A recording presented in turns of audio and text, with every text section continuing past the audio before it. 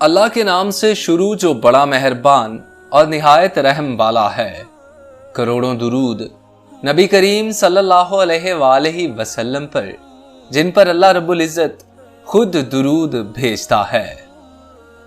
सैयदुना अब्बास रजी अल्लाह ताला अन्हो का घर मस्जिद नबवी के साथ था और उस मकान का परनाला मस्जिद की तरफ था। जब बारिश होती तो परनाला से पानी गिरता, जिसके छींटे नमाजियों पर पड़ते। सैयदना उमर रजी अल्लाह ताला अन्हो ने नमाजियों पर छींटे पड़ते देखे तो परनाले को उखाड़ फेंका।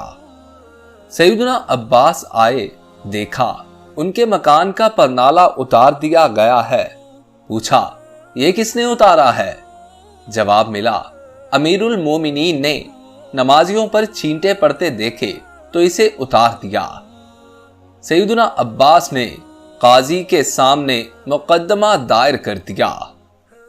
चीफ जस्टिस अबी बिन काब रजी अल्लाह ताला अन्हो हैं। अमीरुल मोमिनीन अबी बिन काब रजी अल्लाह ताला अन्हो की अदालत में पेश हुए तो जज साहिब लोगों के मुकद्दमात सुन रहे हैं। उमर अदालत के बाहर इंतजार कर रहे हैं। काफी इंतजार के बाद जब सैयदना उमर अदालत के रूबरू पेश हुए तो बात करने लगे, मगर अबी बिन काब रजी अल्लाह ताला अन्हो ने रोक दिया कि पहले मुद्दई का हक है कि वो अपना दावा पेश करे। ये उमर के दौर का चीफ जस्टिस है। सैयदना अब्बास रजी अल्लाह ताला अन्हो दावा पेश करते हैं कि मेरे मकान का परनाला शुरू से मस्जिद नबवी सल्लल्लाहु अलैहि वसल्लम की तरफ था। ज़माना नबवी सल्लल्लाहु अलैहि वसल्लम के बाद सैयदना अबू बकर रजी अल्लाह ताला अन्हो के दौर में भी यही रहा, लेकिन उमर रजी अल्लाह ताला अन्हो ने मेरे मकान का परनाला मेरी अदम मौजूदगी में मेरी इजाजत के बगैर उतार दिया है, लिहाजा मुझे इंसाफ चाहिए। चीफ जस्टिस अबी बिन काब रजी अल्लाह ताला अन्हो कहते हैं, आप बेफिक्र रहें, आपको इंसाफ मिलेगा। काजी ने सैयदना उमर से पूछा, आपने सैयदना अब्बास के घर का परनाला क्यों उतारा? 22 लाख मुरब्बा मील का हाकिम कटहरे में खड़ा होकर कहता है कि सैयदना अब्बास के मकान का परनाला मस्जिद नबवी की तरफ था। जब बारिश होती है परनाले से पानी बहता है और छींटे नमाजियों पर पड़ते हैं, जिससे नमाजियों को परेशानी होती है, इसलिए मैंने उस परनाले को उतार दिया। मैंने उसे उतार दिया।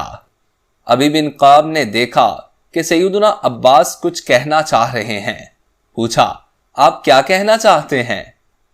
सैयदना अब्बास कहते हैं कि ये जिस जगह मेरा मकान है, यहाँ रसूल पाक सल्लल्लाहु अलैहि वसल्लम ने अपनी छड़ी से मुझे निशान लगाकर दिया और मैंने उसी जगह मकान बनाया।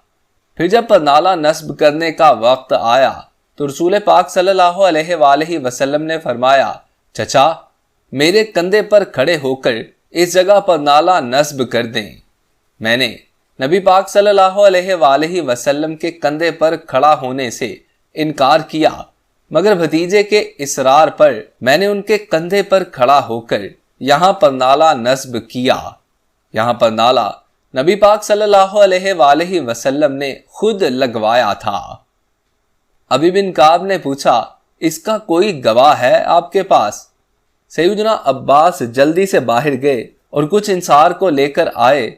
उन्होंने गवाही दी कि सैयदना अब्बास सच कह रहे हैं।